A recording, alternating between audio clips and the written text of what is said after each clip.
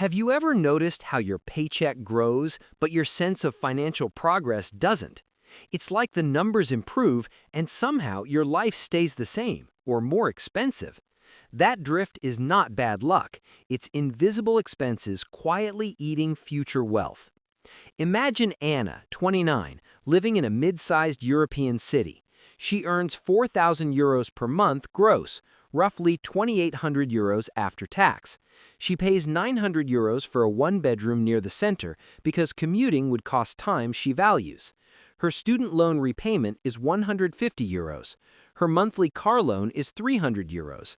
Utilities, phone, and groceries come to €500. She has a credit card balance she services with minimum payments that average €120 per month.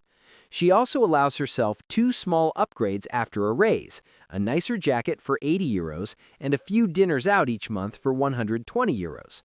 Let's put that together in simple terms. Net salary, €2,800, rent, €900, student loan, €150, car loan, €300, essentials, utilities, food, phone, €500, credit card minimums, €120, lifestyle upgrades, €200. That leaves Anna with €630 discretionary each month. Seems fine on paper until we look at the invisible parts. First invisible expense, the true cost of the car. The €300 monthly payment is obvious, but add insurance, €60, maintenance, €40 averaged, parking, €50, and fuel, €80. The apparent €300 is really €530. That's €230 more than she assumed. Second, lifestyle creep. The jacket was a one-off, but the dining out becomes a habit. When the next raise comes, upgrades increase. Slightly better restaurants, more travel, nicer gadgets. That extra €150 to €200 a month compounds. Third, credit card minimums. Paying €120 a month on a balance that accrues 18% interest is not neutral. On a €3,000 balance with only minimums, she could be paying for years and hundreds in interest that never shows as a headline expense.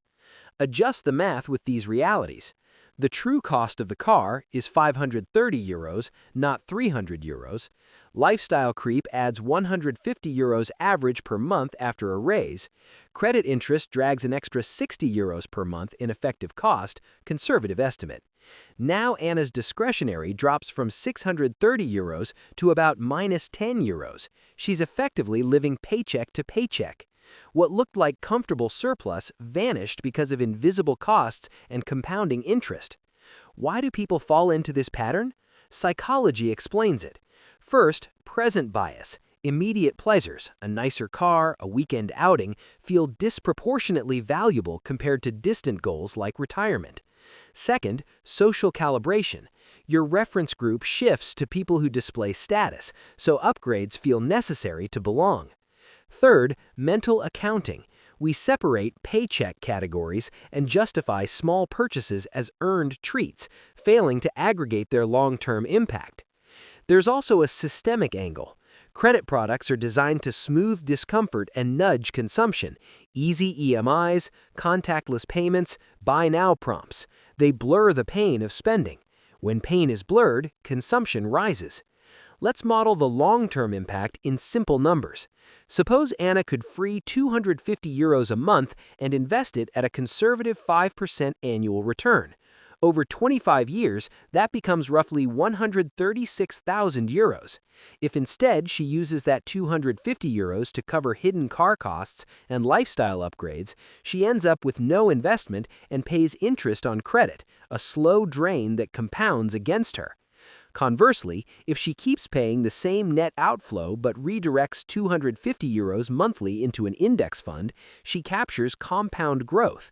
The difference between small sacrifices today and absent sacrifices is not linear, it's exponential. What do financially intelligent people actually do in mindset terms? They treat purchases as long-term commitments, not immediate signals. They ask, what will this cost me in 5 years?